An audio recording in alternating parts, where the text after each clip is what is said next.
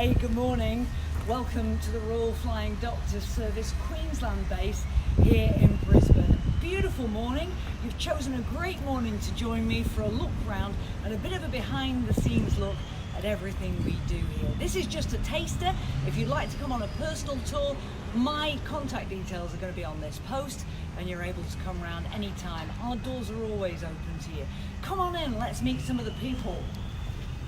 I'll tell you what, the best part of my job, I work for the fundraising team, is showcasing this absolutely brilliant organisation. So I'm so happy you could come and join us. Come on upstairs.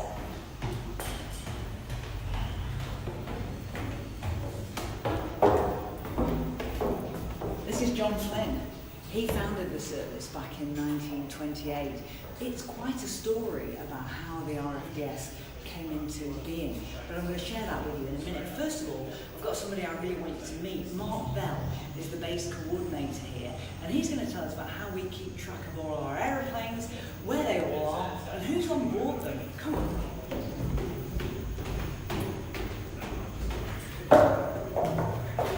Hey Mark, how are you? This is Mark Bell. He's our base coordinator here. Mark, I've just been telling everybody how you know all about our aircraft and where they are. Mark's been with us a while now. How many years, Mark? Just under 9 years. Just under 9 years. Fantastic. So Mark is the expert on this. So Mark, would you talk us through our two boards and what they represent and how they show us things? So this is how we keep track of our aircraft across the state of Queensland. Very simply, we have the registration of the aircraft, just similar to your car registration number. So we've got a registration number for the aircraft. We've got a number that used by the air services to contact our aircraft. And we also tell anyone looking at the boards our destination airstrip as well as the one we're leaving from as well. So, and that we can tell ETA times, what time they land, what time they arrive. And so we can make sure that all these services are ready for the patients when they come. So Mark, some of our flights we do what you refer to and I refer to as a milk run. Just explain that for us. So a lot of our patients all of our patients are classified priority 1 through to 5. So priority 1 is critical patient. We normally fly straight out, pick up that patient and come straight back. For the lesser priorities, we normally do what we call a milk run. So we'll run, say, from Brisbane Base, we'll go to point A, pick up a patient, go to point B, pick up another patient, go to point C, drop off one or both of those patients, and so on, go to point D. So we could end up doing up to 10 flight legs per shift, which keeps our staff very, very busy.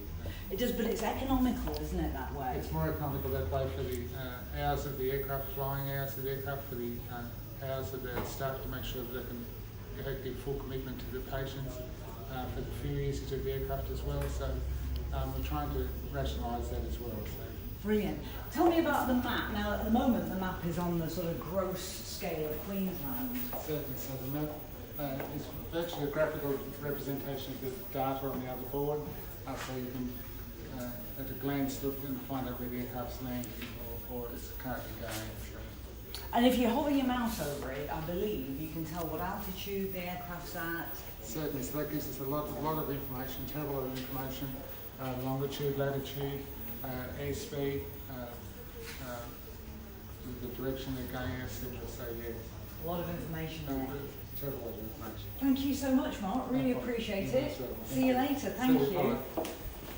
So that's Mark. You can tell there's a lot of expertise in 9 years. Come this way. I'm going to talk to you some more about the history of the RFDS and how this fabulous organisation got going. So I've got a photograph for you to look at. Come and look at this. This is our first aircraft, the Victory. Now this was bought in 1928 and its first flight was from Cloncurry, but the actual idea of having an airborne medical service started way before that, back in 1917.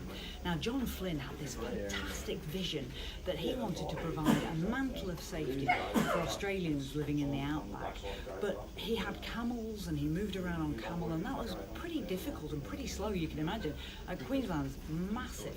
So a young airman called Clifford Peel was flying in the First World War, and he wrote to John Flynn and said, look, have you thought about using aeroplanes? Brilliant idea, you could get places much more quickly and much more efficiently. And Flynn thought, that's a great idea. However, as is always the case with aeroplanes, cash was a problem. I'll tell you more about that in just a second. Now, the sad part about this story is that Clifford Peel died during the First World War. He was only 24 and he was shot down during the First World War and never got to see how his idea came to fruition and how the Royal Flying Doctor Service started because of his brilliant idea. That's one of the things that we hold dear about Clifford Peel and about John Flynn. Innovation, really important.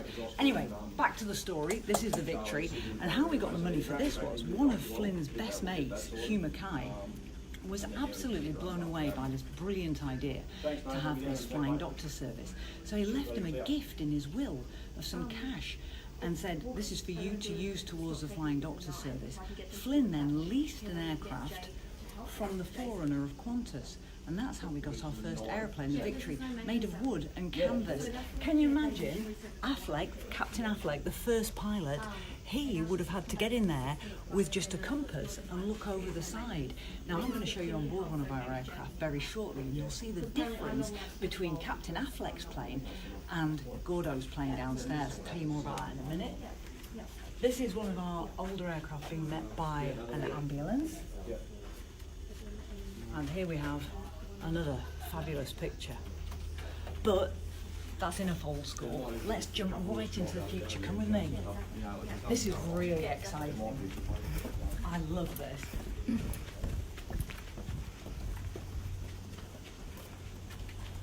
Hey Dean, how you going? Good, how are you? So now then, Dean is one of our coordinators. Tell me your real title, Dean. Learning coordinator. Learning coordinator. I was close. Dean Ernst is our learning coordinator. Now this is a fantastic room, isn't it? And it's brand new. It's what we're about here at the RFDS. We're about innovation and about improving the service we provide and improving patient outcomes. And this room helps us. I'm going to let Dean tell you how it works. Yeah. Okay, Heather, so this is our immersive environment. We're basically mashing up two technologies. All right, we've got the immersive environment with our projectors, and we can set the scene as needed, and we've also got our mannequin technology. So we're bringing both of those together, and hopefully being able to deliver some great training experiences for our team. So I'll just show you sort of what happens here. This is a touch screen where we can run a scenario, and the case would be that the educators would kind of be out of the room, and as you come in here, this would be a real environment. Okay, right. But you could actually go through a simulated, or go through an environment, so you can see the touch screen. So this is kind of, I guess, setting the scene where the journey begins, all right, and introduction to the particular scenario. So that goes through there and gives us a bit of an introduction, all right, and it goes through my, you can see the video there. Then we have the scenario here, when it comes up. It's always the way, technology. There it is. There we go. Okay, so this is about the patient. All right, this is going to tell us a little bit of about what we're dealing with our patient, and we're going to act accordingly. Okay, so from here, now we're going to kind of move over to the mannequin technology. Now I know you have a passion for it. I've seen you present and tell people all about the mannequin, so tell us what you know about I love this. it. Do you know why? Because we've got the same hairstyle. Look, Yeah, you have we to, look exactly the same, separated at birth. Yeah. Anyway, Charlie is absolutely fantastic because although he's not real, he behaves the same as a real patient. My So, leg hurts. Charlie, what? Your leg hurts? No way! Ouch! Get your iPad off his leg! Yeah, true. So anyway, Charlie is really realistic and he can chat with us, but we can do all kinds of things. If you take a look at Charlie's eyes, which again are remarkably similar to mine, Charlie's eyes can be either yellow to show that he has jaundice, bloodshot to show that he's had some kind of trauma. We can alter his pupil size so that we can have a look at whether or not he's got a brain injury or is on drugs, all of those kinds of things. So Charlie is absolutely brilliant in creating a real as we can environment for our clinicians and our nurses to learn in without them actually having a patient. We can put all kinds of things into his arm. We can practice resuscitation on him, which a lot of our crews do every single morning before they actually start their shift. So Charlie's absolutely vital as part of our high intensity, it's high, you tell me, low dose, high frequency. Low dose, high frequency, so we're getting people to do a lot of small, repetitive tasks that they do every day because repetition makes makes perfect. Absolutely, Yeah, perfect. Dean, this is a fabulous facility. Here we've got the outback on the walls, but you could take us to, Absolutely. you can take us anywhere. Yes, I can. And let me see if I can fire this up quickly. And just as an example, we could now be, we've transported the patient and we're now in the hospital theatre. As soon as it will play the game. It's always the way. Here we go. Here we go. So the thing about this is that, of course, when you're training staff, the best way to do it is with muscle memory, and that means that staff have been through scenarios many, many times before they actually meet it in real life. And if we can do that, that means that all of our staff know exactly where they should be in relation to the patient and the job that they should be doing, and that means that we get better patient outcomes. And of course, what you need to remember is that when we put our flight nurses and our doctors on board our aircraft, sometimes they don't know what they're going to be met with, and they have to be ready for absolutely everything. Look, not seeming to play the game. Not sure what's happened. It's live. This is what Don't happens worry with about technology. it. Okay, Don't worry about it, but Dean. normally we can change the environment. They could be in a triage situation. They could be in a hospital, and we can do some other things as well. But I think it gives you a sense of what people experience in here It's with perfect. the mannequin and the technology as well. Dean Ernst, thank you very much. Really Thank you. appreciate it. I've got to move now. Yes. See you later. Come on then, we've got tons to see. Oh, I'll tell you what I forgot, Dean. Virtual reality. Yep, carry Come on down. You'll find someone down there, I I think. was letting you off the hook That's too all right. soon. No, that's all good. Okay. Go on ahead, you show us. So we've got Donna? Donna, one of our flight nurses in here, and Donna is actually doing a virtual reality 360 immersive simulation with some of our equipment. The Hamilton ventilator, very expensive piece of equipment that we can't really afford to get off the planes, and we don't have any spare ones. So the best way for us to get our clinicians to practice and make sure that they're keeping up their skills when they're not on the aircraft is to do this in virtual reality. So it's a really efficient and engaging and exciting and innovative way to deliver our training environment. So yeah, any questions? Perfect. No questions at all, Dean, but Donna. Hi. Hey Donna, I need you downstairs in a Oh, minute, right, because okay. I'm going to be talking to you All right. in our equipment room. Lovely. So I'll go down ahead of you because I've All still right. got some stuff to show everybody. No worries, I'll And meet you down there. I'll meet you down there, missus. Okay, See see you in you a soon. bit. Okay, so now then we're going to go down onto the ground floor. Come with me. So don't forget, we're still going to have a look in the equipment room, and then after that, I'm going to take you on board one of our aircraft. Hey, good morning. How you going? Hey, good for you. Yeah. Sorry to get in your way. That's all right.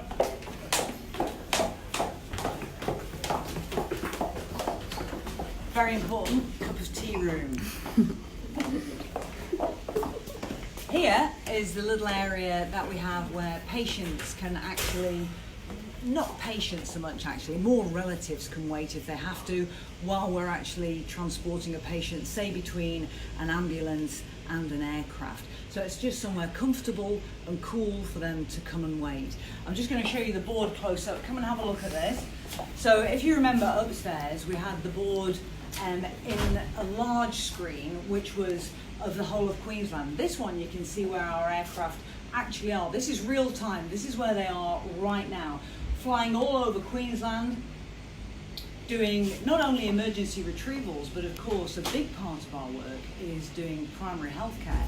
So we hold GP clinics, we look after people's mental well-being, we have our dental units. Now, I can't see the dental units on here this morning, but it doesn't mean they're out, it just means I don't know how to find them.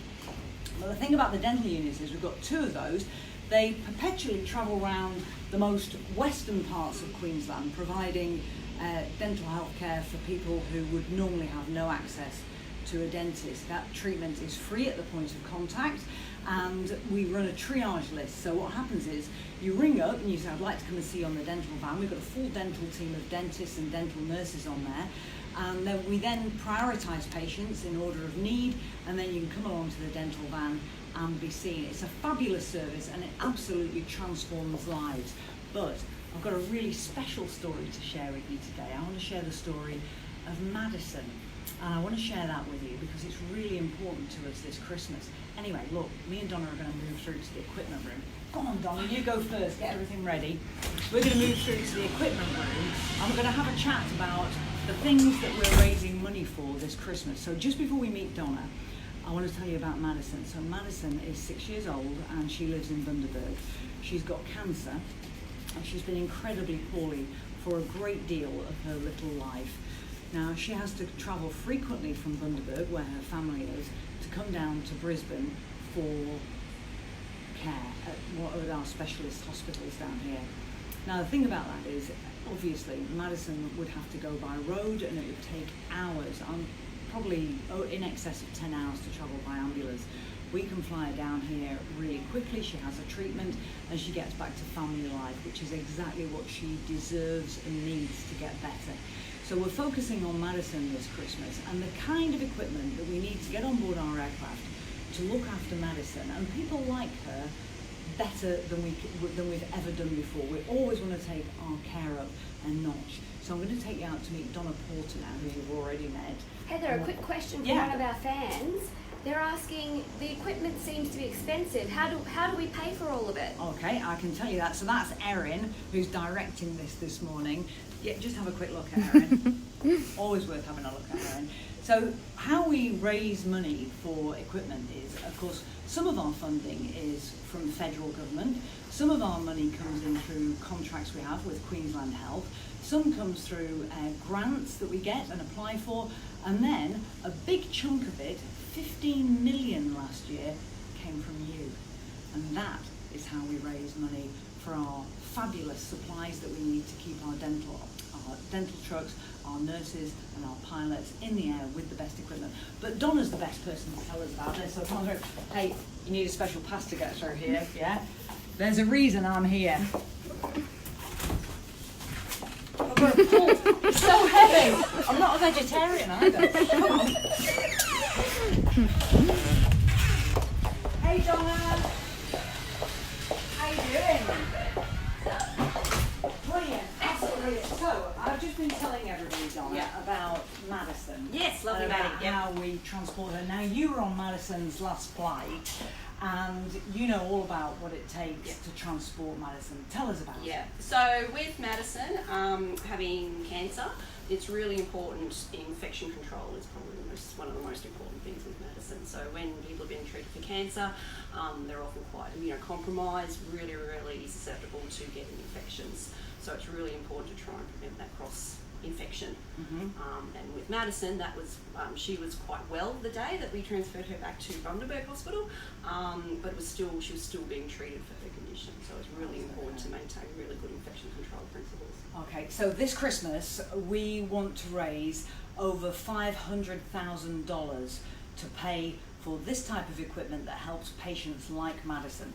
So the best person to explain what this equipment actually is Donna, because it's consumables, isn't it? It is consumables, yeah. So one of the consumables, particularly for patients who don't have a great immune system, are gowns.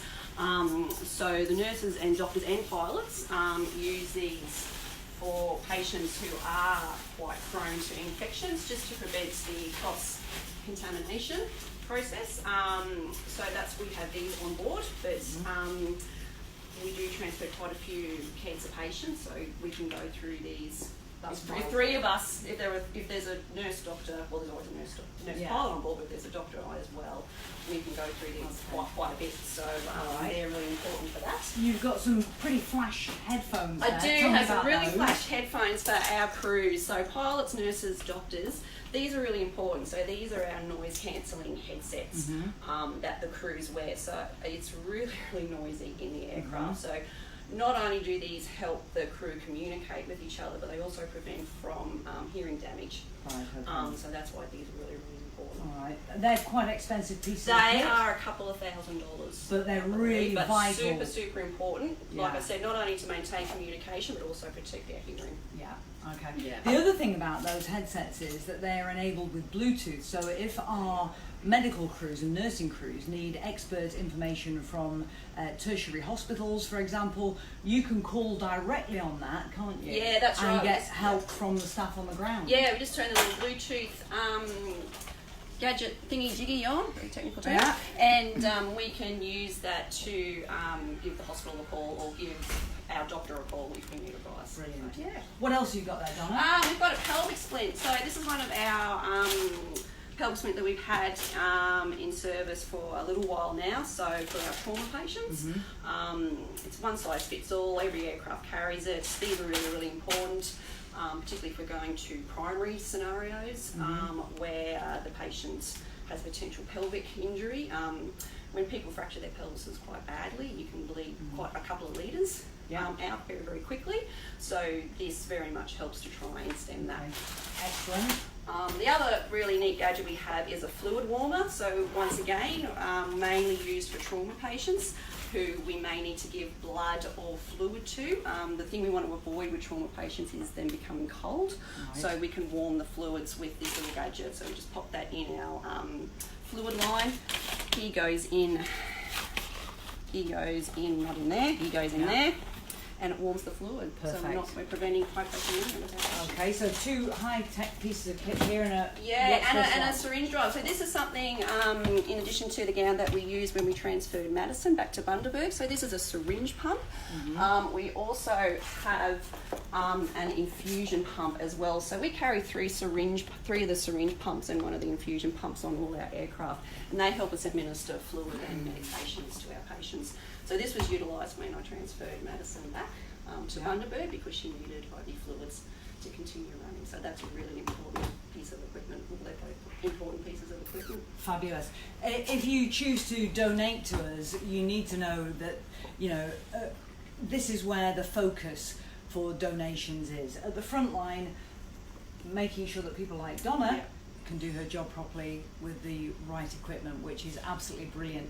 Now, if you want to know how to donate, there's a link on this post and you can click on there and read about how to donate, and you can also click on to a little story about Madison so you can find out more about her as well. Donna, thank you so much. No worries, thank you. Great chatting with you. too. I'll See you see you next soon. time. We bump into Donna a lot on our real tours. Not this isn't a real tour, but you know what I mean. If you come in person, it's likely that you'll bump into Donna again, and some of our other heroes as well. Anyway, I've got to take you on an aeroplane now because that's like a pretty big deal. Come and have a look.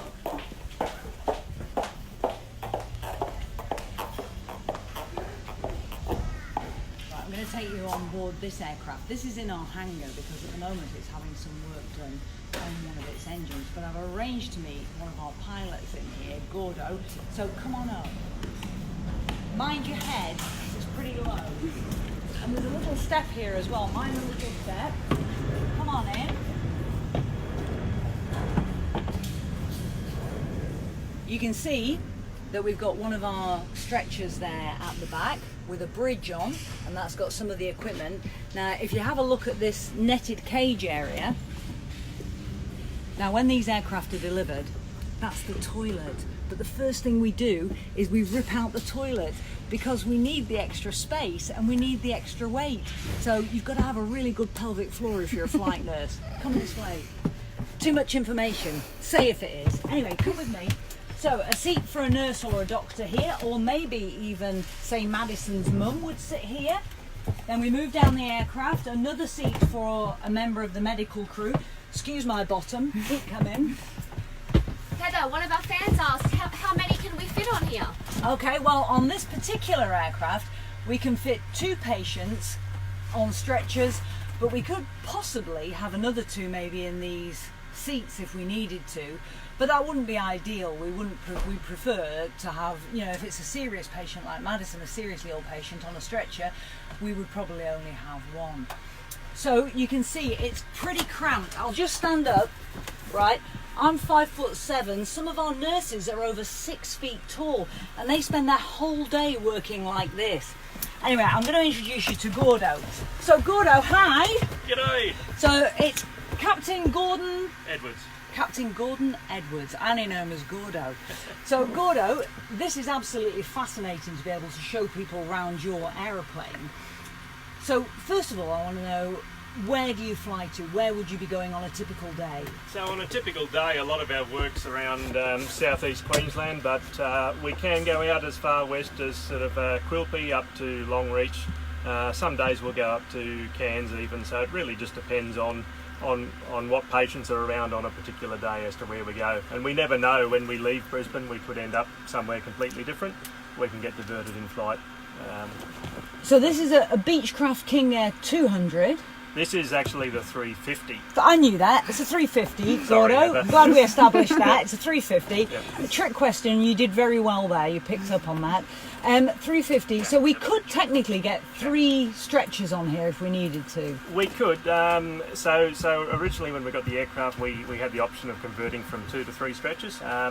Practically though, we found that it was a bit interesting operating with 3 stretchers. The aircraft's really designed to be easy to operate with the 2, and generally when we're taking 3 patients, we've found that one of them can generally sit anyway, so it's much easier keeping it in the 2 stretcher configuration to be able to have that ease of loading and unloading. It really, it takes less time with the 2 stretchers on. Brilliant, Gordo. So now I can see this really fascinating array of instruments. It's mind-boggling. Could you talk us through some of the instruments on the panel there and explain what they're for? Okay, so the main one that sits in front of the pilot here is the artificial horizon. Basically lets us fly in all weather conditions, provides an instrumental version of what you see out the window, so the blue sky and the brown dirt. Below that we've got our horizontal situation indicator, which is basically an overgrown compass with navigational information on it. Over on the center screen we've got more navigational instrumentation. We can also bring weather radar up on things like this. All our engine instrumentation. We've got warning and caution lights here, which can alert us to any issues that the aircraft may be having. And then further down here we've got basically our GPS for the aircraft, so allows us to put in a route. I've put in here a route up to Townsville, so we've got all the different sectors in there with their bearings and distances, and it will navigate us with the autopilot controls here all the way up to Townsville. Fantastic. Of course, our pilots are incredibly highly qualified, and we insist that they come to us with a great deal of experience before they even come to the RFDS. But one of our roles is to make sure that their training stays completely, obviously, up to date, and they are the very best pilots. I might be a little bit biased, I don't know, but they are absolutely excellent. Just before we go, Captain Edwards, tell me this. How long have you been with the RFDS? So I've been with the RFDS 7 years in a couple of days' time, Heather. Congratulations. Thank you. And tell me, what's the best part of the job? The best part of the job is you come to work, you never know where you're going to end up. You get to meet all these wonderful people who, for them, it's probably one of the worst days of their life, but you get to have the pleasure in going home knowing that you've helped them out on that worst day of their life to get them where they need to go. So Thank you. The best part of the job. Brilliant. No Thank worries. you so much. Thanks, Heather. Captain Edwards, it's a pleasure, or Gordo as I know you. See you later. Thanks. So now we're going to hop off the aeroplane now. I'm going to let you go first, mainly to save my dignity. Off you go.